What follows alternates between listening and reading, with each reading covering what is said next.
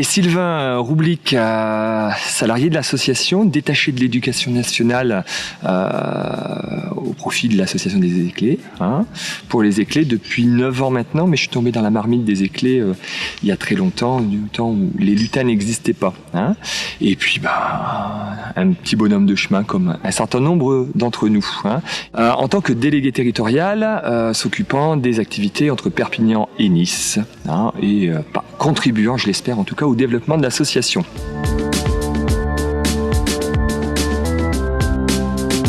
Je pense que les éclés font partie de ma vie. Je le vis au jour le jour.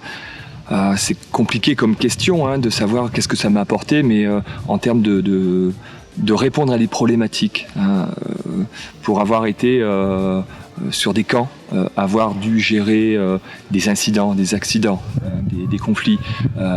Cette notion de régler des problèmes, elle fait partie de moi maintenant. Et je pense que cette sérénité à savoir qu'en moi j'ai le potentiel pour régler des problèmes, ça me donne de la quiétude. Et en termes de vie de tous les jours, au sein de ma famille et avec mes enfants, je me dis rien de grave. On va savoir le gérer de toute façon parce que les éclés m'ont appris à savoir gérer des problèmes.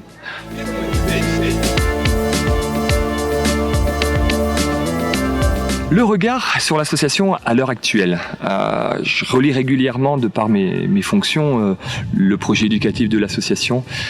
J'ai été amené à rédiger pas mal de projets pédagogiques et aujourd'hui encore, je suis très admiratif sur ce projet éducatif qui me va bien, qui, sans être modifiable à tout bout de champ, il correspond bien et il sait s'adapter à la société.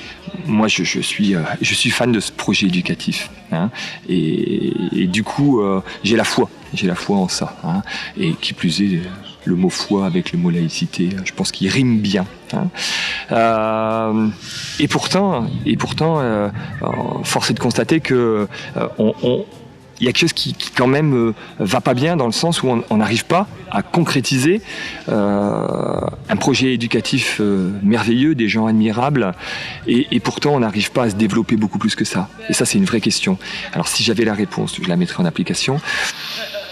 J'espère pouvoir contribuer en tout cas à faire en sorte que ce beau projet soit partagé par plus de monde.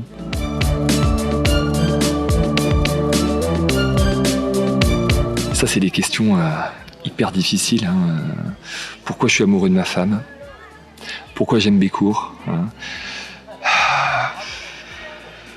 Alors, Bécourt, il est à l'image du projet de l'association. C'est un lieu c'est un vrai beau terrain d'aventure qui nous permet de mettre en application notre projet de scoutisme et de campisme.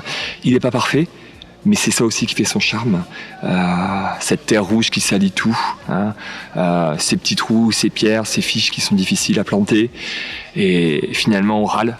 Et puis on aime bien, et puis on réagit. Alors il y a de petits vents, il y a tout ça, il y a de la chaleur. Et puis on tombe amoureux. Voilà, c'est ça Bécourt. Et puis ça va continuer, et puis on va l'améliorer. C'est un projet qui vit, qui évolue en fonction de la demande. On a même du Wi-Fi maintenant à Bécourt, qui sait quoi. C'est bien. Il va encore évoluer plus tard avec des nouvelles technologies. On voit des gamins qui portent des cailloux pour faire des murs en pierre sèche. À côté de ça, on parle devant une caméra, devant un micro, et puis tout ça se marie bien. La mayonnaise, elle prend. Voilà Bécourt.